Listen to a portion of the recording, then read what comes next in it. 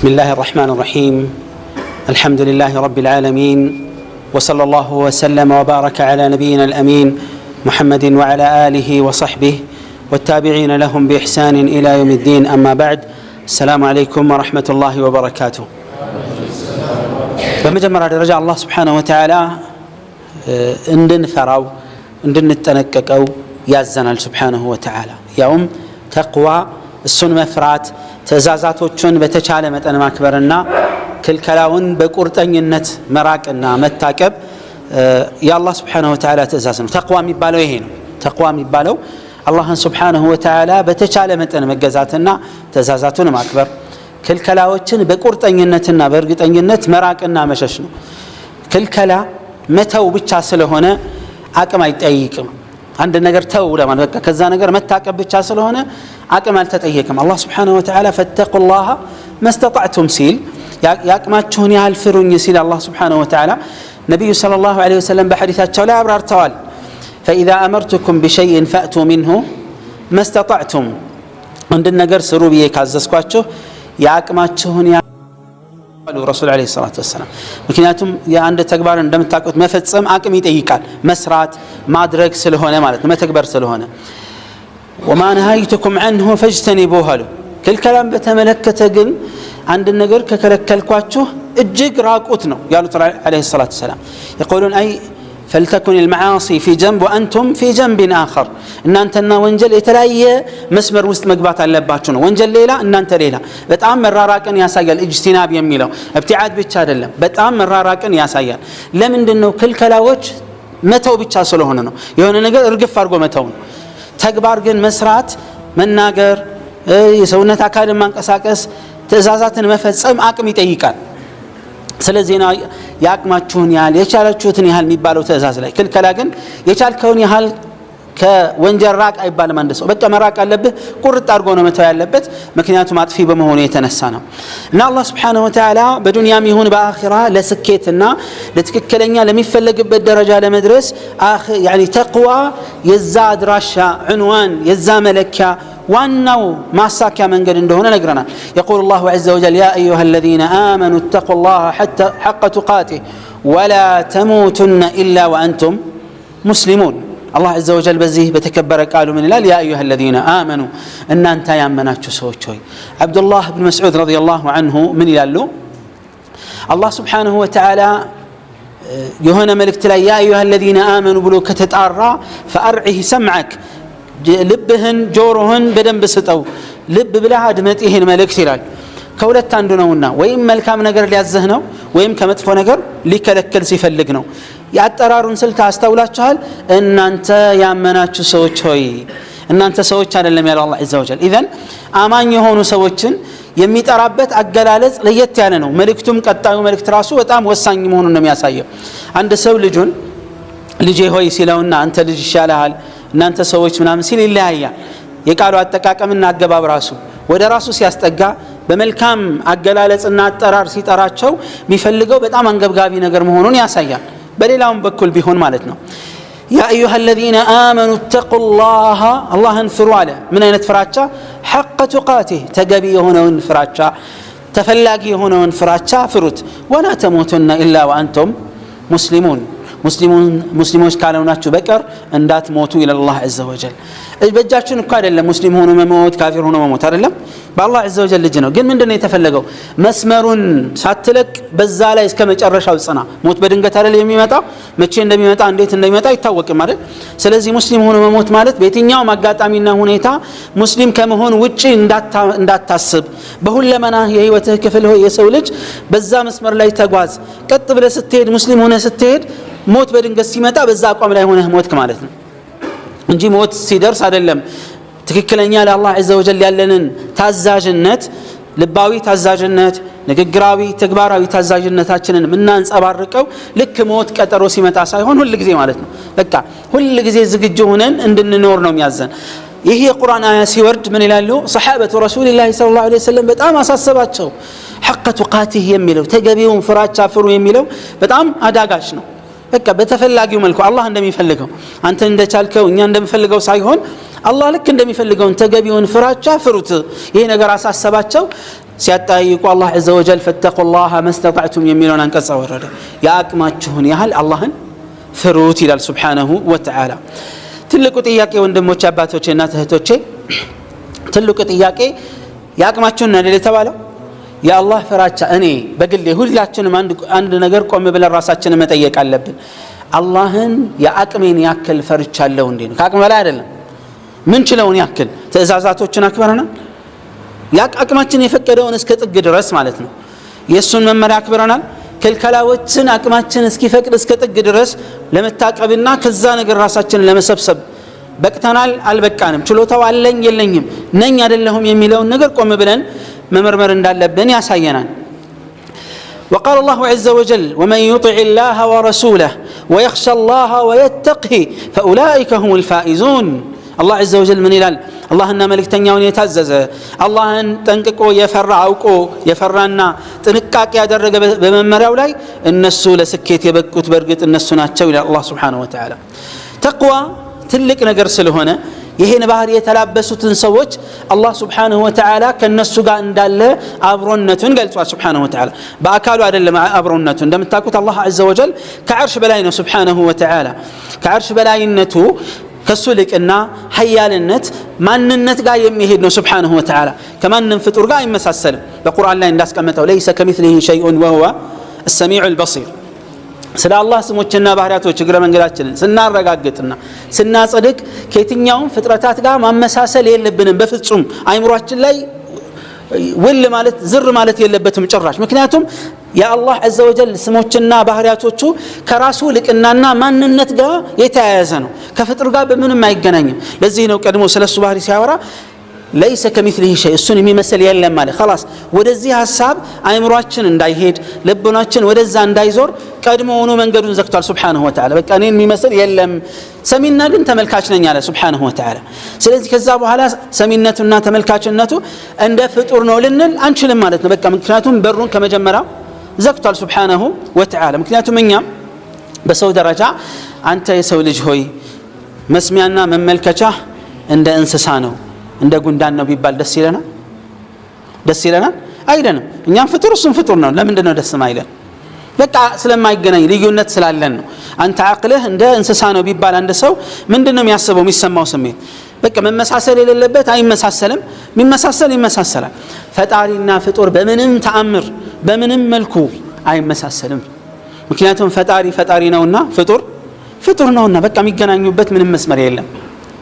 ስለዚህ አላህ Subhanahu Wa Ta'ala እሱን ከሚፈሩትና በጎ መልካም ከሚሰሩት ጋር አብሮነቱን ይገልጻል Subhanahu Wa Ta'ala። አብሮነቱ በምንድነው ከተባለ በአካሉ ሳይሆን Subhanahu Wa Ta'ala በእውቀቱና በእርዳታው ከኛ ጋር ነው። ከማን ጋር ግን? ለየት ባለ መልኩ እሱን ከሚፈሩትና መልካም በጎ ከሚሰሩት ጋር እንደሆነ ይናገራል። إن الله مع الذين اتقوا والذين هم محسنون።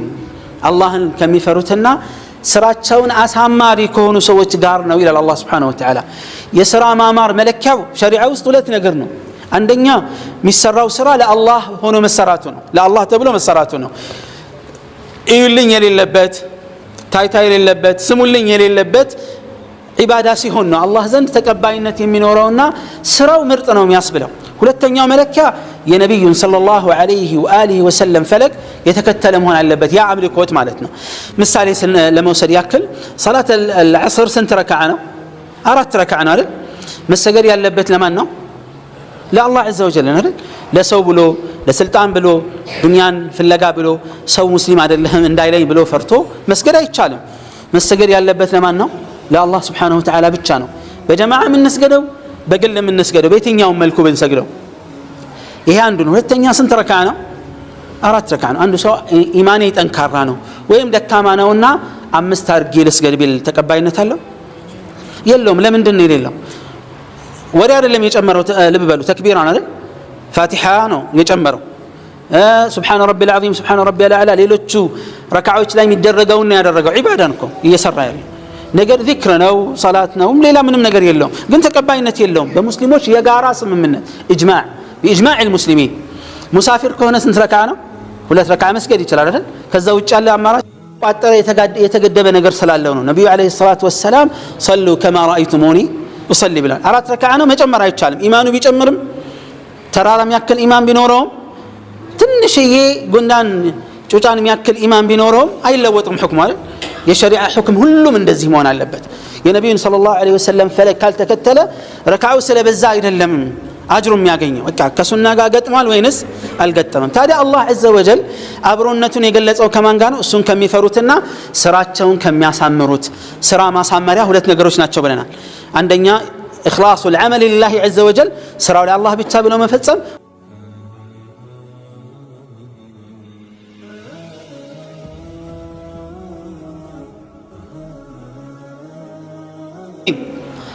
መጨረሻው የሚያምረው የሚሰምረው እሱን ለሚፈሩ ሰዎች እንደሆነም ሲናገር والعاقبة للمتقين ይላል መጨረሻው የሚያምረው የሚሰምረው የደስ የሚለው እሱን ለሚፈሩ ለሚጠነቀቁ ሰዎች ነው ይላል አላህ ከነዚህ ሰዎች ያደርጋል በዱንያም ይሁን በአኺራ ከሚገጥሙ ፈተናዎችና አደጋዎች ነፃ ወጥተው ለስኬት የሚበቁት እሱን የሚፈሩት እንደሆነ ተናግሯል ወነጀይና الذين آمنوا وكانوا يتقون ይላል አማኞችን ከአደጋ አዳልናቸው አላህንም ይፈሩ ነበርና ይላል ثم ننجي الذين اتقوا ስለ አኺራው ሲያወራ ጀሃነምን ሁሉ እንደሚሻገር ሲናገር ምን አለ ወይም እሳት ውስጥ ገብቶ ሰው እንደሚያልፍ ሲናገር ምን አለ ثم ننجي الذين اتقوا الله عز وجل የሚፈሩ ሰዎችን ከጀሃነም የእሳት አደጋ يوم القيامه እናድናቸዋለን ይላል وقال ان للمتقين مفازا الله ለሚፈሩ ሰዎች ታላቅ ስኬት አለላቸው ይላል አላህ ከነዛ ያደርገን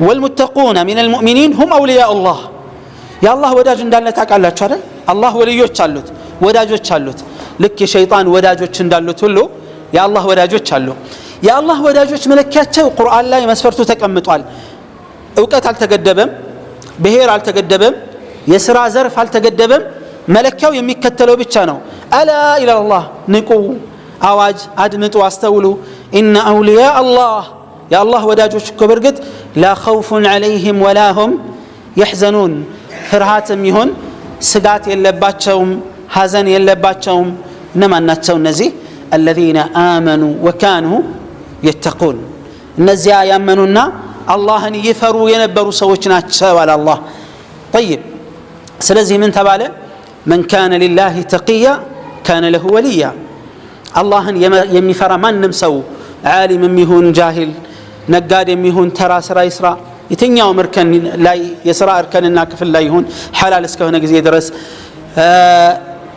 ወንድም ይሁን ሴት አማኝ ሆኖ አላህን ከፈራ የአላህ ወልይ ነው አላህን አምኖ አላህን ከፈራ የአላህ ወልይ ነው እነዚህ የአላህ ወልዮች ነጋዴዎች መሃል ሊገኙ ይችላሉ እንዳልኳችሁ የሥራ እርከን የትኛውም የሥራ እርከን ላይ ሊገኙ ይችላሉ ሴቶች ጋር ሊገኙ ይችላሉ ወጣቱ ጋር ሊሆን ይችላል ብቻ የትኛውም የሥራ ዘርፍ ላይ ይሁን የትኛውም ደረጃና ማዕረግ ይሰጠው ዱንያ ባለሰው አላህን የፈራ አማኝ የሆነ የአላህን መመሪያ ያከበረ ሰዎች ቢያቁለትም ባያቁለትም የአላህ ወዳጅ ነው የአላህ ወልይ የሚባል የግድ አጃብ ሊያስፈልገው ይችላል ለየት ያለ አለባበስ ላይ ኖረው ይችላል ግልጽ ነው ነገር ግን የአላህን መመሪያ ጠብቆ ከሄደ ሙእሚንና ሙተቂ ከሆነ አላህ ራሱ ወዳጁን የሚመርጠው እሱ አይደል እገሌ እኮ ነው ወዳጄ ብሎ የሚለካው እሱ አይደል እኛ አይደለን የምንለካው መቼም የአላህን ወዳጅ አላህ ነው ሊነግረን የሚችለው ነብዩ አለይሂ ሰላቱ ወሰላም ናቸው አይደል ሊነግሩን የሚችሉት ስለዚህ አላህ ምን አለ የኔ ወዳጆች ማለት الذين آمنوا وكانوا يتقون ያመኑና ትእዛዛቴን በትክክል በማክበር ጠንቃቃዎቹ ናቸው አለ የትኛውም እርከን ላይ እንሁን ብያቸዋለሁ አማኞችና አላህን ፈሪዎች ከሆነን የአላህ ወዳጆች ነን አማኝና የአላህ ወዳጅ የአላህን ፈሪ ካልሆነ ማንንም ቢሆን የሸይጣን ወልይ ሊሆን ይችላል እንጂ የአላህ ወልይ አይሆንም ሌላው ተቅዋ ቀደም እንዳልኳችሁ የአላህን ትእዛዛት እንዲሁም የነብዩን አለይሂ ሰላቱ ወሰላም ትእዛዛት በተቻለ አቅም መተግበርና ክልከላዎቻቸውን በቁርጠኝነት መተው ነው طيب አላህን እንዴት ለመፍራት እንችላለን ምንድነው የሚረዳን ሲባል አንደኛ ከሚረዱ ነገሮች መካከል የተወሰኑትን ለማለት ያክል የዱንያና የአኺራን ጉዳይ ማስተዋልና ማጤን ያስፈልጋል የሁሉንም መጠንና ልክ ማወቅ ያስፈልጋል فإن هذه المعرفة አንድ ሰው የዱንያን ልክና ምንነት ካወቀ የአኺራን ልክና ምንነት ከተረዳ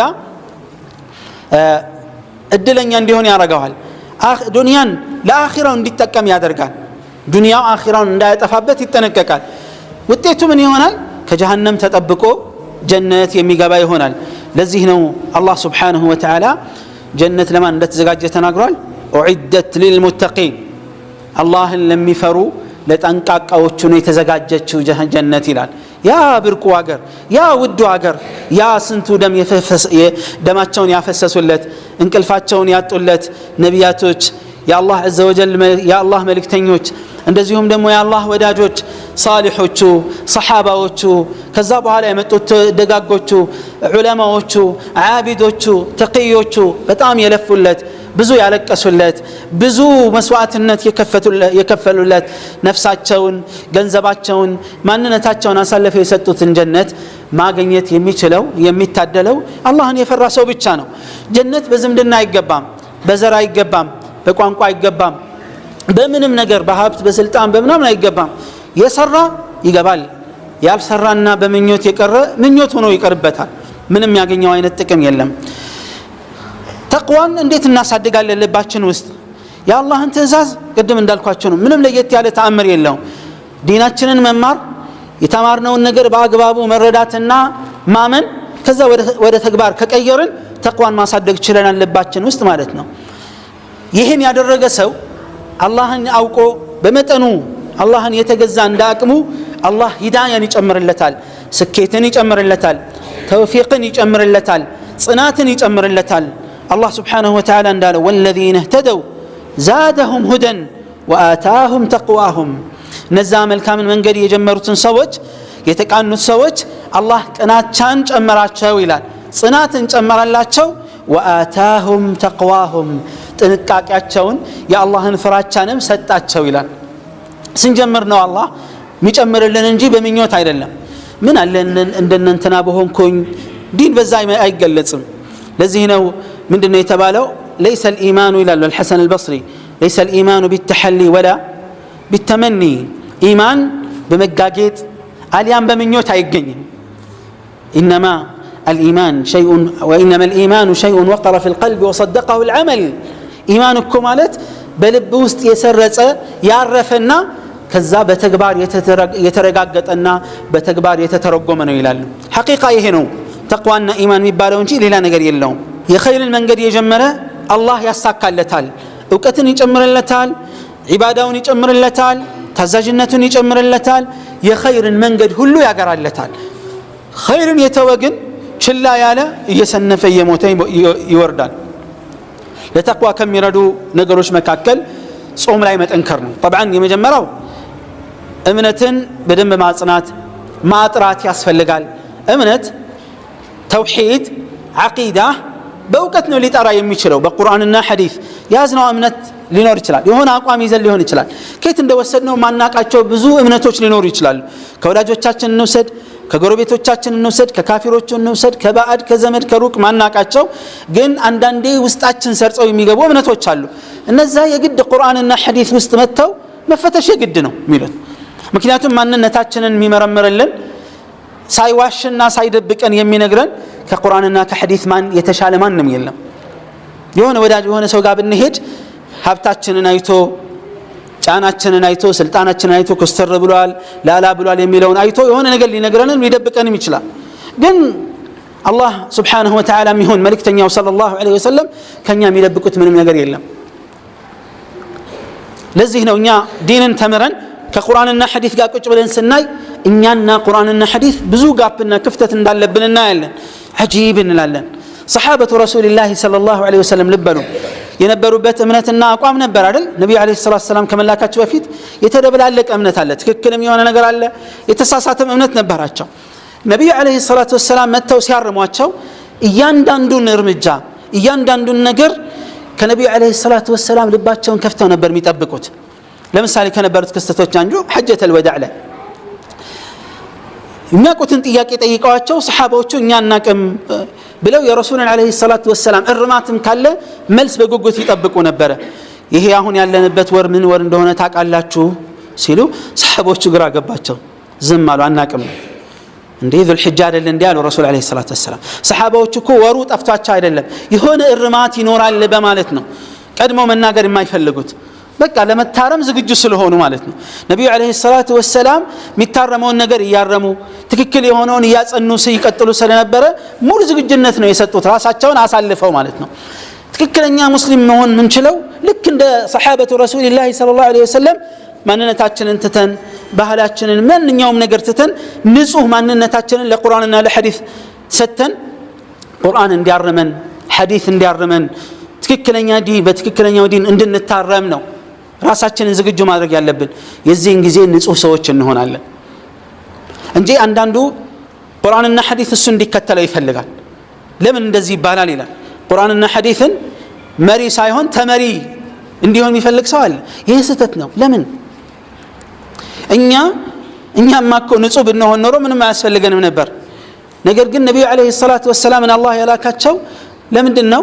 እነዛን ማህበረሰብ ከነበሩበት የተሳሳተ እምነት የተሳሳተ ስነ ምግባር የተሳሳተ ግንኙነትና ማህበራዊ ኑሮ አርመዋቸው ወደ ትክክለኛ ማንነት እንዲመልሷቸው ነው። እኛ ከነዛ የተሻለ የተለየ ትውልዶች ልንሆን አንችልም። ሁላችንም እኮ ቁመን ራሳችንን ብንገመግም እንደ ባህሪ ደረጃ ትክክለኛ ሚዛን ጋር ስናስቀምጥ ሁላችንም የምናውቀው ነገር አለ አይደል? የባህሪ ጉድለት እንዳለብን ይሄ ባህሪ ልክ አይደለም ከራሳችን ጋር ቁመን ስናወራ ይሄ እንደዚህ አይነት ባህሪ ያለብኝ ልክ አይደለም እንላለን። በትክክለኛ አቅል ስንመዘነው ማለት ነው። ስሜታዊ ስንሆን ግን ልክ ነኝ ብለን ድርቅ እንላለን። ለቁርአንና ለሐዲስ ያለን እጅ መስጠት እንደዚህ መሆን አለበት ሁላችንም። ምክንያቱም ብዙ እንዳልኳችሁ ከእምነት አንፃር ከባህሪ አንፃር ከማህበራዊ ኑሮ አንፃር ከተለያየ አካል ለምን ወስደው አውቀንም ይሁን ሳናቅ ተጽዕኖ የሚያሳድሩብን ብዙ ነገሮች አሉ። ወላጆች ተጽዕኖ አሳዳሪ ናቸው። ማህበረሰብ ተጽዕኖ አሳዳሪ ነው። ትምህርት ቤት ተጽዕኖ አሳዳሪ ነው። ብዙ ነገር ያ የሚያድርብን ተጽዕኖ መጥፎም ጥሩም ሊሆን ይችላል። ግምገማውን በምንድን ነው የምንለካው? እዚህ ጋር ያለው እምነት ልክ ነው አይደለም የሚለው መለኪያ ምንድን ነው ያለን? መፈተሻ የግድ ሚዛን ያስፈልጋል አይደል? ከቁርአንና ከሐዲስ የተሻለ ምንም አይነት ሚዛን የለም። መመዘን ምንችለው ሰው ሲነግረን አንዳንዴ ሊከብደን ይችላል። ይሄ ሰውዬ ከኔ ምን አለው ልንል እንችላለን። ዲንን ከተማርን ግን ሐቅን ካወቅን ግን ራሳችንን ማንነታችንን በቁርአንና ሐዲስ ሚዛን ውስጥ ስንገመግም ስተትና ችግራችን የቱ ጋር እንደሆነ እናውቀዋለን፣ እናርመዋለን። ምንም ጭቅጭቅ ሳይኖር ማለት ነው፣ ምንም ሳንነታረክ። ካላወቅን ግን ችግር ውስጥ እንገባለን። ሁሉ ጊዜ የሚመራን ሰው ያስፈልገናል። እንደዚህ አይደለም የተደነገገልን ዲን እኮ ቁርአንና ሐዲስ የመጣው እኛን እንዲቀይረን ማንነታችን እንዲለውጥ ነው። ግን እንዴት ነው ማንነታችን የሚለውጠው? ስንማረው ብቻ ነው። ኢነማ العلم بالتعلم ይላል ረሱል አለይሂ ሰላቱ ወሰላም። እውቀት የሚገኘው በመማር ብቻ ነው። ሌላ ምንም ስልት የለው፣ ምንም ብልሃትና መንገድ የለው። ቁጭ ብሎ በመማር ብቻ ነው። ዒልምን ዲንን መማር ደረጃ አለው። የዲን ዒልምን ለመማር አንድ ሰው የሆነ መንገድ ከጀመረ የጀነት ጥርጊያ መንገድን ጀምሯል ማለት ነው። ሀ ብሎ ጀምሯል። አላህ ሀገር አለታል። እድሜ አይገድበውም። የሸሪዓ ዒልም ቢዚ ነኝ በጣም ውጥረት አለብኝ የቱ ነው ለኛ ቋሚ የሚፈልገው? ዓለም እኮ አኺራ ነው። ዛሬ የተወጣጠርንበት ዱንያ ሞት ሲመጣ ሁሉ ነገር ያልቃል አያልቅም? ውጥረት እስኪረግብ ድረስ ቆይ እጠብቅሃለሁ ይለናል ሞት አይልም። ተወጠርንም አልተወጠርንም ዱንያ ናት ታልፋለች። አኺራ ግን መጪ ነው፣ ምንም አይቀርም። ውጥረት ውስጥ ብንገባም ብንጨነቅም ባንጨነቅም አይቀርም አኺራ። ዱንያም ጠፊ ናት። ታዲያ በጠፊው ዓለም ተወጥረን ቋሚና ዘላለማዊ ዓለም ማጣት አይከብድምን? ነፍሳችንን ቆም ብለን እንጠይቃት። ለየትኛው ሀገር ነው እየሰራሽ ያለሽ? ጥለሽው ለምትሄጂው ማትፈልጊው ወራሽ ለሚወርስሽ ነው ወይስ ቋሚ ለሆነ አገር ነው? تلك الدار الآخرة إلى الله آخران ውዱን አገር እኮ አላህ عز وجل በጣም ለሚወዳቸው ነብዩ አለይሂ ሰላቱ ወሰለም የመረጠላቸው የትኛው ነው? አኺራ ነው። ወለልአኺረቱ ኸይሩን ለከ ሚን አልኡላ ከመጀመሪያው ዓለም ይልቅ የመጨረሻው ዓለም ላንተ የተሻለ ነው ይላቸዋል አላህ عز وجل።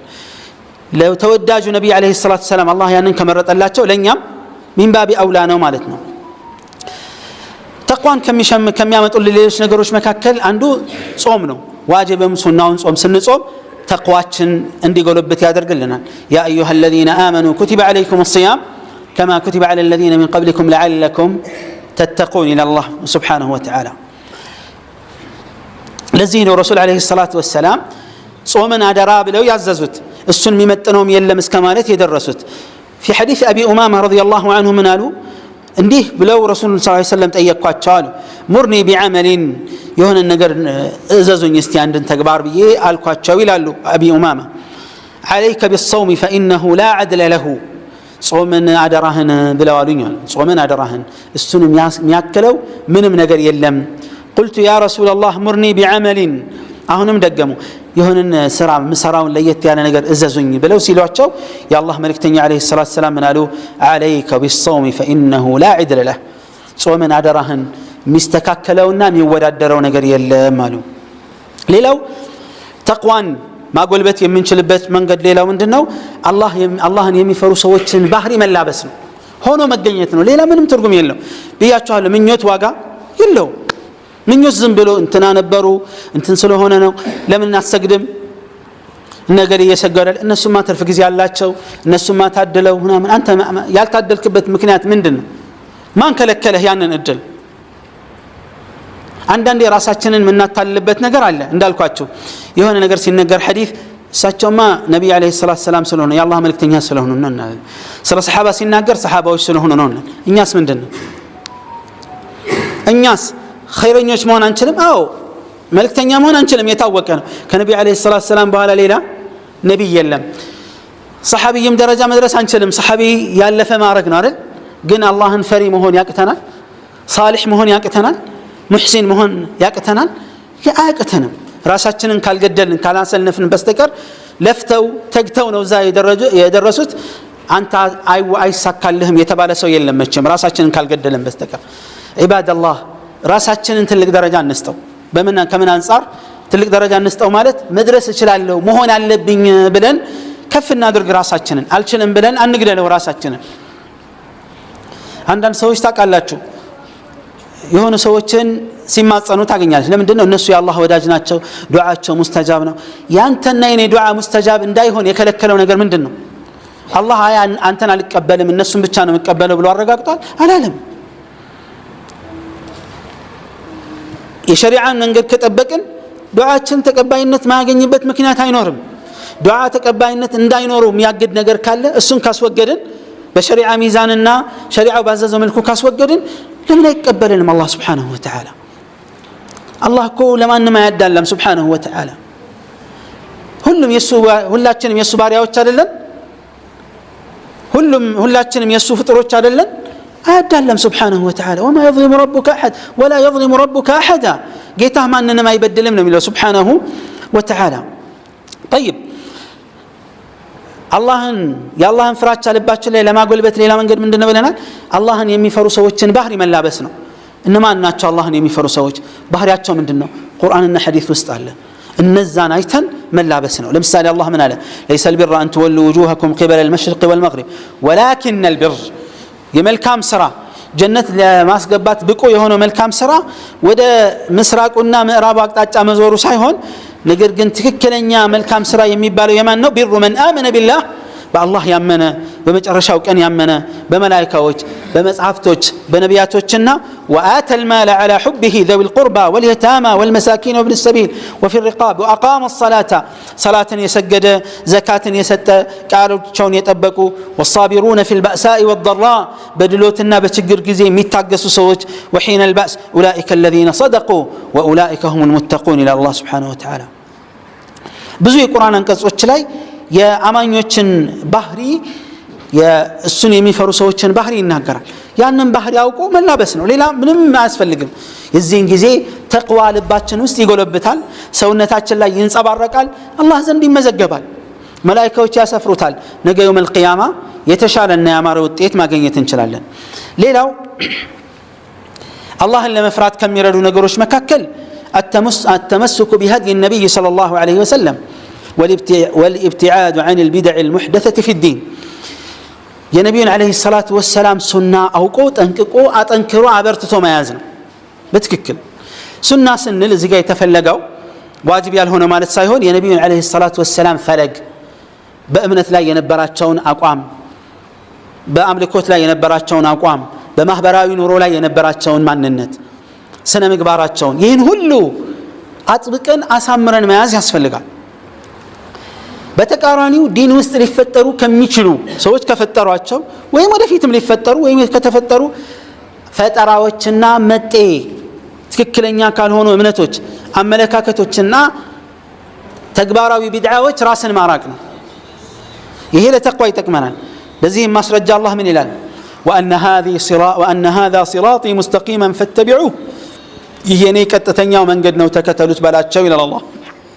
ولا تتبعوا السبل ሌሎችን መንገዶች እንዳትከተሉ فتفرق بكم عن سبيله ከአላህ መንገድ ይለያችኋል ይላል። ذلكم وصاكم به لعلكم تتقون الله عز وجل ይሄን አደራ ይላችኋል እሱን ትፈሩ ዘንድ ይላል። ኢዘን ተቅዋን ለማግኘት ቀጥተኛውን የነቢዩን ዓለይሂ ሰላቱ ወሰላም ፈለግ አጥብቆ መያዝና ነቢዩ ዓለይሂ ሰላቱ ወሰላምና ሰሓባዎች የነበሩበትን ፈለግ አጥብቆ መያዝና ከዛ በኋላ በእምነት ላይ በዲን ላይ የመጡ አዲስ ፈጠራዎችን እርግፍ አድርጎ መተው ለተቅዋ ከሚረዱ ነገሮች መካከል ነው። ሌላው ለተቅዋ ከሚረዱ ነገሮች መካከል ሐራምን ክልከል በሸሪዓ የተከለከሉ ነገሮችን መራቅ ነው። ቃለ አላሁ ዐዘ ወጀል تلك حدود الله فلا تقربوها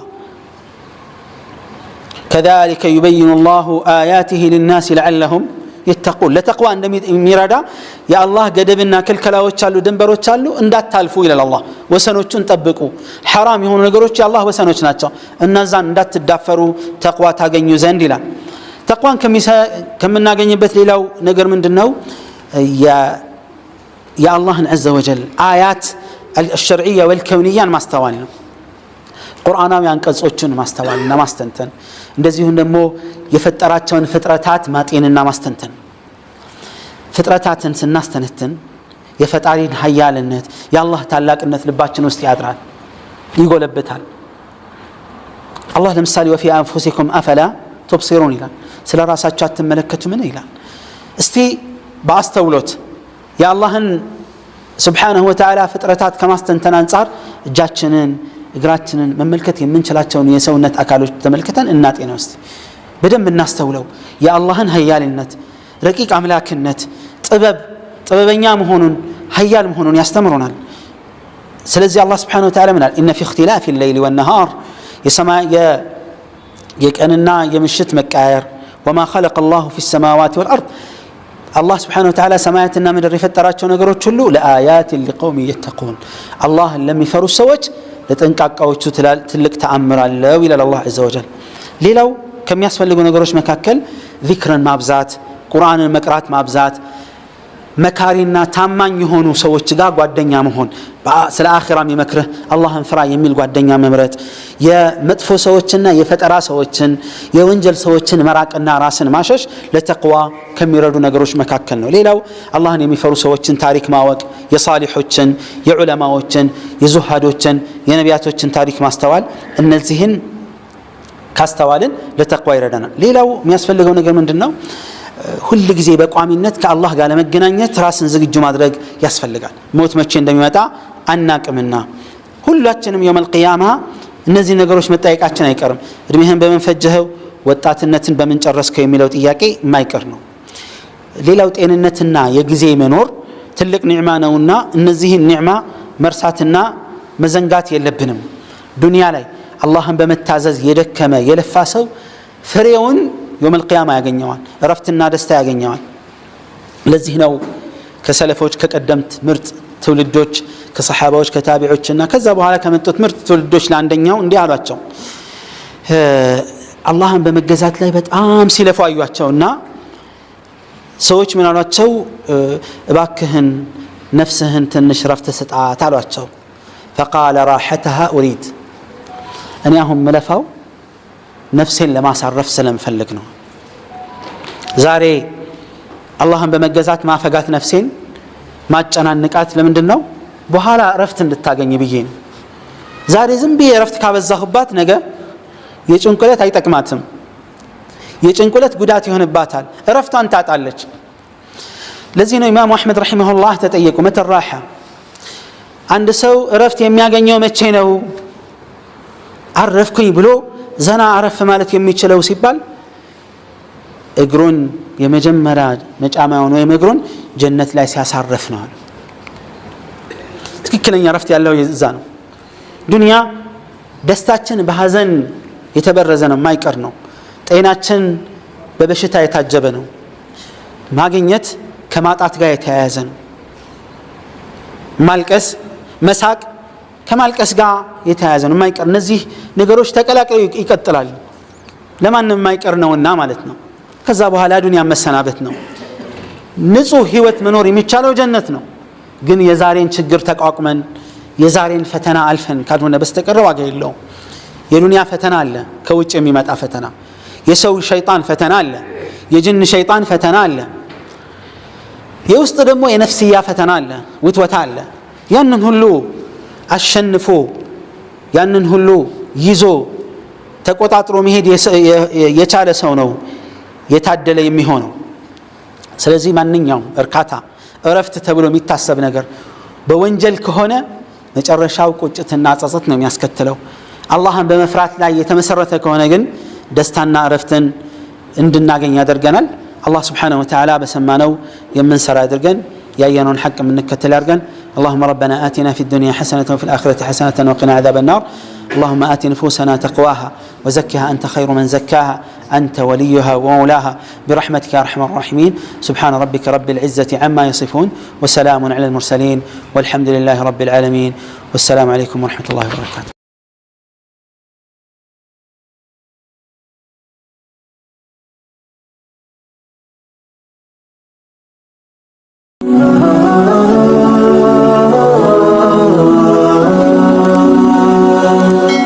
ሰብስክራይብ በማድረግ ቤተሰብ ይሁኑ